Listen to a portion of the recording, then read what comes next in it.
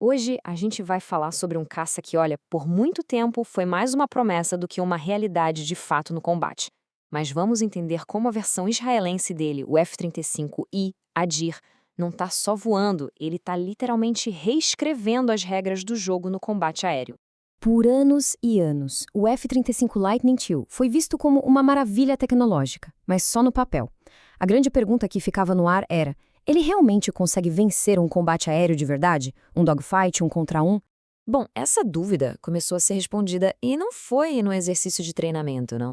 Foi de forma bem dramática, lá nos céus super tensos do Oriente Médio. Vamos tentar imaginar essa cena. No meio de um conflito regional super intenso, um F-35 de Israel consegue simplesmente furar as defesas aéreas do Irã, que são bem complexas. O resultado disso, um confronto que acabou entrando para a história da aviação militar. E pensem só no peso disso. Foi a primeiríssima vez em toda a história do programa F-35 que uma variante qualquer do caça abateu outro avião de combate tripulado. Foi um marco absoluto, sem dúvida. Mas o que é mais fascinante aqui não é só o que aconteceu, mas quem fez acontecer. A aeronave por trás dessa vitória é a verdadeira estrela dessa história toda. Porque veja bem, este não era um F-35 comum, um caça padrão saído da fábrica. Este era o F-35I com o apelido de Adir. Adir significa poderoso ou imponente em hebraico. E só o nome já diz muita coisa, né? Essa exclusividade toda não é por acaso. Desde que se tornou o primeiro parceiro internacional a escolher o F-35, isso lá em 2010, Israel já tinha um plano bem diferente em mente. Em essência, o Adir é quase uma versão, digamos, tunada do F-35. Basicamente, Israel pegou a plataforma americana e a adaptou com sua própria tecnologia. O resultado foi uma máquina feita sob medida para os seus próprios desafios de segurança. Tá, mas o que exatamente Israel colocou nesse caça para ele se tornar tão especial assim? Vamos dar uma olhada nesse ingrediente secreto do Adir. Tudo começou com um acordo que, na época, foi sem precedentes. Os Estados Unidos permitiram que Israel tivesse uma arquitetura plug and play.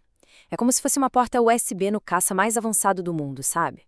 Isso permitiu que eles conectassem seus próprios sistemas, seus próprios sensores e armas. A principal melhoria, sem dúvida, é um sistema de guerra eletrônica totalmente israelense, e ele foi projetado com um objetivo muito claro: ser capaz de cegar e enganar os sistemas de mísseis russos mais avançados, como o S-300 e o S-400, que são usados por adversários ali na região. A analogia feita por uma autoridade israelense é simplesmente perfeita. É como ter um iPhone, onde o sistema operacional é o americano, mas é possível instalar seus próprios aplicativos. Isso transforma o caça. Ele deixa de ser só uma arma e vira um centro de comando voador, totalmente conectado à rede de defesa inteira do país. E o mais importante, todas essas modificações não foram feitas para ficar na garagem. Aquele abate lá de 2026 não foi a estreia do Adir em combate, de jeito nenhum. Foi, na verdade, a sua formatura. Isso porque esta é, de longe, a versão do F-35 com mais horas de voo em situações reais de combate no mundo. A jornada do Adir mostra uma evolução muito clara. Começou com ataques ao solo em 2018. Aí, em 2021, provou que podia derrubar drones. Em 2023, interceptou um míssil de cruzeiro. Cada passo foi um teste mais difícil que o anterior, preparando o caça para aquele confronto final contra um outro avião tripulado. E toda essa experiência de combate em campo no mundo real leva a gente a uma questão fundamental. Essa parceria entre os Estados Unidos e Israel é só uma ajuda militar ou é algo muito mais estratégico para os dois lados? Pois é, porque quando a gente olha de perto, essa parceria não é nem de longe uma via de mão única.